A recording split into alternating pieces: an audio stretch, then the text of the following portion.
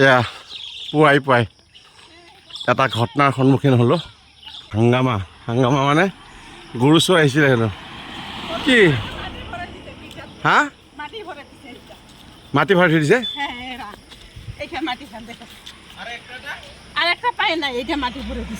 কাৰণ ইয়াত মাটি ভৰালে তেতিয়া টুং টুং টুং নাবাজিব। তাৰমানে চুৰ কৰিব আহিছিল, নিব নোৱাৰিলে আৰু কি না? এটা নীল এটা পোৱা নাই। চাওক গৰু চোৰৰ উপদ্ৰৱ। আমাৰ এইখন গাঁৱৰ নাম হ'ল জয়ভূম। চাওকচোন চাওক, শিকলি দিয়া আছে হেনো গোহালিত, তলা মাৰা আছে হেনো। তাৰপিছতে সেইবোৰ কাটি গৰুৰ ঘণ্টিত মাটি ভৰাইছে যাতে টুং টুং টুং আৱাজ নহয়। দুটা গৰুৰ ভিতৰত এটা নিলে হেনো আৰু এটা ইয়াতে বান্ধি থৈ গৈছিলে।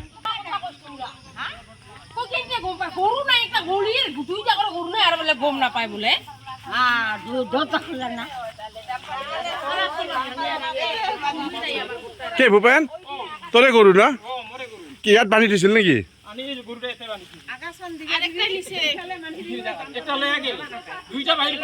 তাৰমানে এটা লৈ গ'ল আৰু ঘূৰি আহি আৰু নিয়াৰ চান্স কৰিছিল কিজানি। কিহত লৈ যায় ইহঁতে?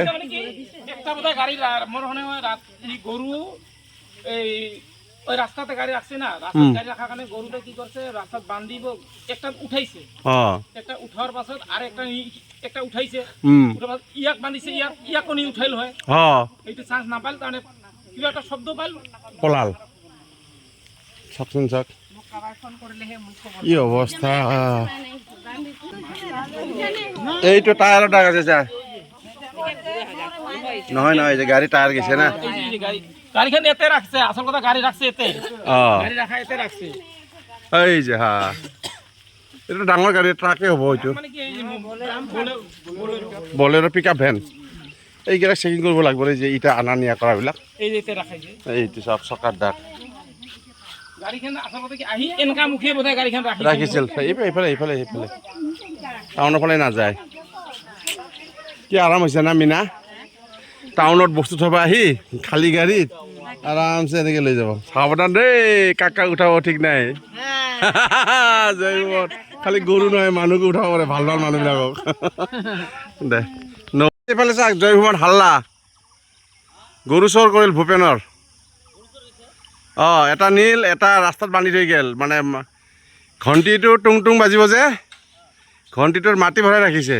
এটা উঠাব পাৰিল, এটা উঠাব নোৱাৰিল। তহঁতৰ সেই LP স্কুলৰ খুঁটিত বান্ধি থৈ গৈছে। এই যে হুলস্থুল, গৰু চাবি ইয়াতো টাৰ্গেট কৰিব, কিন্তু এইবিলাক তালা ঠালা ভাঙি লৈ গৈছে। শিকলি আছে, তালা আছে, চব ভাঙি লৈ গৈছে। হা এতিয়া গৰু ক'ত ৰাখিবি এতিয়া কথা? এই বৌ ক'ত ৱাকিং কৰা? এই বেছি ৰাতি কৰি নাই পাৰা, কিন্তু মানুহ চোৰ হ'ব, এইফালে গৰু চোৰ হৈছে। তোক নিব ভিৰ চাবি ভালকে নিব। কাৰণ নিশা যিবোৰ গাড়ী কোকৰাঝাৰলৈকে সোমাই লোড বা আনলোড যিবোৰ গাড়ীয়ে কৰে, সেই গাড়ীবোৰ যেতিয়া খালী হৈ যায়, যোৱাৰ সময়তে এই কাৰ্যটো কৰে। পুলিচ প্ৰশাসনে নিশাৰ ভাগত চলা গাড়ীবোৰক সঘনাই যদি চেক নকৰে, তেতিয়াহ'লে এই ধৰণৰ চুৰি কাৰ্যই অব্যাহত থাকিব।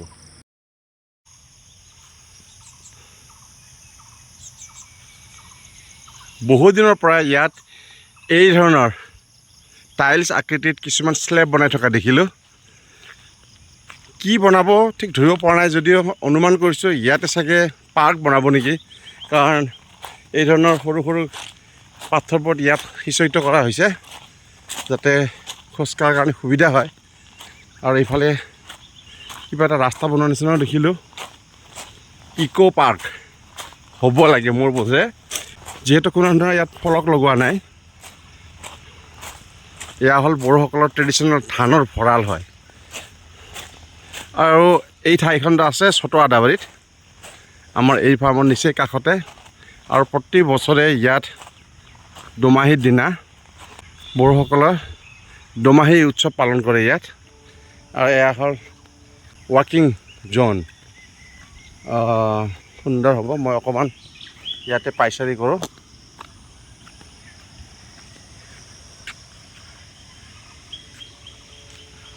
ইয়াৰ চৌদিশটো আপোনালোকক দেখুৱাইছোঁ। যেতিয়া সম্পূৰ্ণ হ'ব, নিশ্চয়কৈ আপোনালোকে ইয়ালৈকে আহিব পাৰিব। কোকৰাঝাৰ চহৰৰ পৰা ইয়াত 3 কিলোমিটাৰ নিলগত থকা ছোট আদাবাৰী গাঁৱত এই ধৰণৰ এটা ইকো পাৰ্ক বুলি ক'ব লাগিব। ইয়াত কোনো ধৰণৰ এতিয়া নামকৰণ কৰা নাই। বাঁহ গছবোৰ ইয়াত সুন্দৰকৈ ৰোপণ কৰিছে। কিবা এটা চাইনাৰ ফিল্ড এটা আহিছে নহয়নে? সুন্দৰ হ'ব। আৰু কাষেৰে বৈ যোৱা কুলু কুলু সুৰেৰে এটা সৰু নদী, আৰু নদীটো আগলৈ গৈ যদি দেখুৱাব পাৰোঁ নিশ্চয় দেখুৱাম। বাল্যকালত আমি এই নদীতে দিনটো আমি গা ধুইছিলোঁ, কেতিয়াবা স্কুল নোযোৱাকৈও গা ধুইছিলোঁ আৰু মাৰ খাইছিলোঁ বম পিটন। এবাৰ কি হৈছিলে, আমি স্কুল নোযোৱাকৈ ইয়াতে গোটেই দিনটো সাঁতুৰিছিলোঁ, আৰু সন্ধিয়া সময়ত মায়ে কাষত থকা এজন ব্যক্তি, সিদিনাখন দেউতা ঘৰত নাছিলে, কাষত থকা এজন ব্যক্তিক ক'লে যে ইহঁতকেইটা আজি স্কুল যোৱা নাই। তেওঁ আমাক খুব বিচাৰিলে। আমি দিনটোতো খুব ইফালৰ পৰা সিফালে দৌৰি ফুৰিলোঁ, ধৰিবই নোৱাৰে নিশানো ক'ত যাম। নিশা ঘৰত থাকিলোঁ, আহি পেলাই এটা ডাঙৰ জেকনি লৈ মই খাটিয়াৰ তলত সোমালোঁ, তাৰ পৰা উলিয়াই বম পিটিলে আৰু স্কুল ক্ষতি কৰিবিনে। সেই ধৰণৰ অনুশাসন আছিল সেইটো দিনত। তেতিয়া আমাৰ মা দেউতাই কোনোবাই যদি আমাক শাসনো কৰিছিলে, পিটিছিলে ভাল কামৰ কাৰণে, কেতিয়াও বাধা দিয়া নাছিলে, যাৰ কাৰণে আমি হয়তো আজি মানুহ হৈছোঁ বুলি ক'ব পাৰি। আৰু আজিকালি স্কুলবোৰ ওলোটা হৈছে। টিচাৰসকলে যে দুই এচাৰ দিয়ে, লগে লগে তেওঁৰ ওপৰত আইনী ব্যৱস্থা লোৱা হয়। এয়া হ'ল শিক্ষা ব্যৱস্থাৰ আমূল পৰিৱৰ্তন। এয়া চাওক, কাষেৰে বৈ গৈছে এয়া নদী। যদি চাফ চাফাই কৰা হয় এই নদীটো খুব সুন্দৰ হ'ব। কাৰণ এই ল'ৰালি কালত আমাৰ মাছ খোৱাৰ চাহিদা এই নদীটোৱে পূৰণ কৰিছিলে। বৰশী লৈ যাওঁ আৰু কাষে কাষে পাতোঁ। প্ৰকাণ্ড প্ৰকাণ্ড বামী মাছ, চেনি পুঠি আৰু শিঙৰা মাছ পাইছিলোঁ অকণমান। এতিয়া আকৌ পাইচাৰি কৰোঁ। সঁচাকৈ এই একা বেকা বাটবোৰ দেখিবলৈ অতিকৈ সুন্দৰ হৈছে। চাগে প্ৰাতঃভ্ৰমণ কৰা প্ৰথমজন ব্যক্তি ময়েই।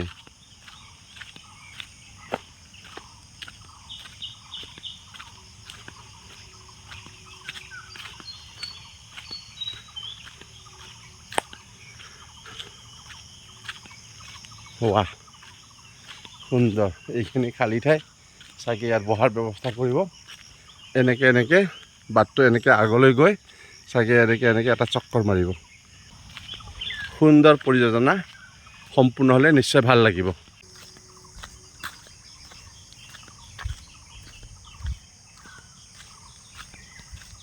পুৱাই আপোনালোকক এটা বেয়া খবৰ দিলোঁ, সেই গৰু চুৰি কাণ্ড। আৰু এয়া হ'ল ভাল খবৰ। পুনৰবাৰ কৈ দিছোঁ, এয়া কোকৰাঝাৰ চহৰৰ পৰা মাথো 3 কিলোমিটাৰ নিলগতে থকা ছোট আদাবাৰী গাঁও। ছোট আদাবাৰী গাঁৱত নামাকৰণ মই নিজেই দিছোঁ। ইকো পাৰ্কটো ইয়াত বনি আছে, সম্পূৰ্ণ হ'লে নিশ্চয় ইয়াৰ দৃশ্য অতিকৈ সুন্দৰ হ'ব। আহিব আপোনালোকে, প্ৰাতঃভ্ৰমণ কৰি আহিব। সন্ধিয়া নিজৰ ল'ৰা ছোৱালীক লৈ ইয়ালৈকে ফুৰিব আহিব। কাৰণ কোকৰাঝাৰ চহৰৰ পৰা ইয়ালৈকে যিহেতু 3 কিলোমিটাৰ, এনেকুৱা এখন ঠাইতে মানুহে এটা উদ্যান বিচাৰে নহয়নে? সাধাৰণতে আমাৰ জনসাধাৰণে কি বিচাৰে, চহৰৰ সেই হাই হাল্লাৰ মাজত সদায়নো কিমান থাকিব। গতিকে তেওঁলোকে অকণমান চহৰৰ পৰা অকণমান দূৰলৈকে গৈ সন্ধিয়াৰ পৰত বা ৰাতিপুৱাৰ ভাগত যদি অকণমান মনটো জোৰ পেলাব পাৰে, তাৰ কাৰণে এয়া হ'ব উপযুক্ত স্থান।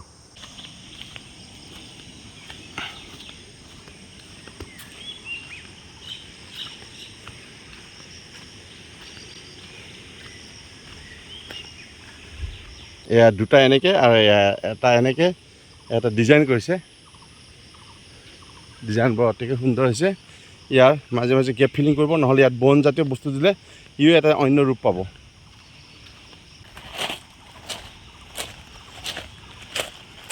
ইয়াত আৰু আপোনালোকে এটা সৌ শুৱনি শব্দ শুনিছে নিশ্চয়। এয়া হ'ল এটা কাষত সৰুকৈ এটা বান্ধ আছে। তালৈকে নিশ্চয় এইবাৰ যেতিয়া চাফ চাফাই হ'ব, মানুহবোৰ তাতে গৈ পেলাই জলকেলি কৰিব পাৰিব।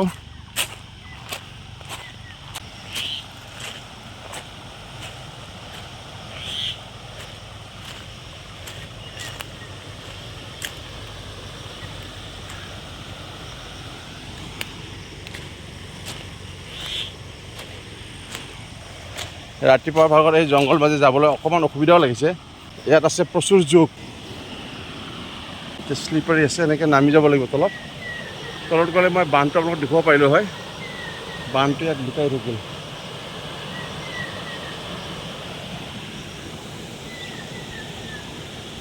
এইখিনি বৰ পিছল, কোনোমতে নামি আহিলোঁ। আৰু ইয়াত এটা ৰচা বান্ধা দেখিলোঁ, ইয়াত ধৰি পেলাই তলত নামিব লাগিব। এইখিনি খুবেই পিছল। আৰু ফাইনেলি তললৈকে আহি পৰিলোঁ। চাওঁ, এটা ঘুলি আছে ইয়াত, সুন্দৰ। এয়া হ'ল বান্ধ।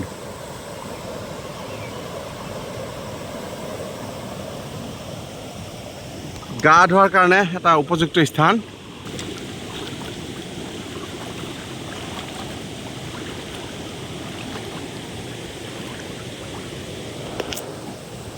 আৰু এয়া চাওক পানীবোৰ এনেকৈ ঘূৰি আহিছে, এটা চাকনৈয়াৰ সৃষ্টি কৰিছে নহয়নে?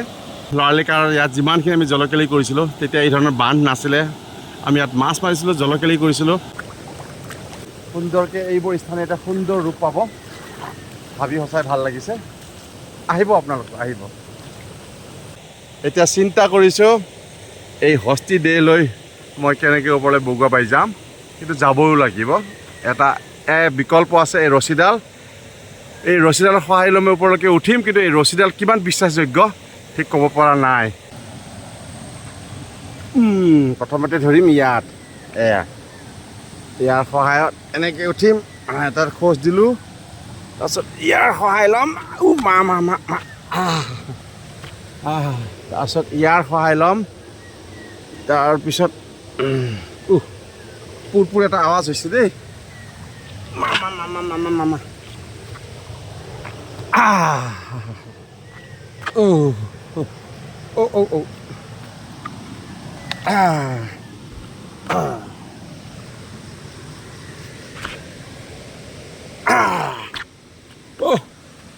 ফাইনেলি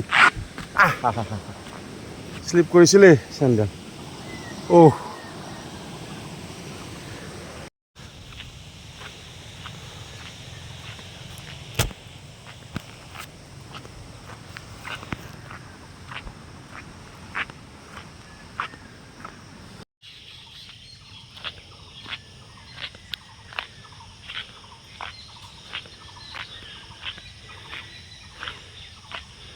আৰু ইয়াৰ এটা বিশাল এটা চোতাল, ইয়াতে বহাৰ ব্যৱস্থা থাকিব। এয়া হ'ল নতুন উদ্যানখনৰ অনগয়িং কনষ্ট্ৰাকশ্যন। বিৰাট মোজাং পাৰ্ক। বৈয়াও মাবা দङ, দৈ দङ। বৈয়াও বিৰাট চাফা কৰিছে। আৰু বেলেগ জেগাত মৰ্ণিং ৱাক কৰিব যাব নালাগে আৰু হা। ৰ'ব, এইটো কি ব্ৰিড হয় এইটো?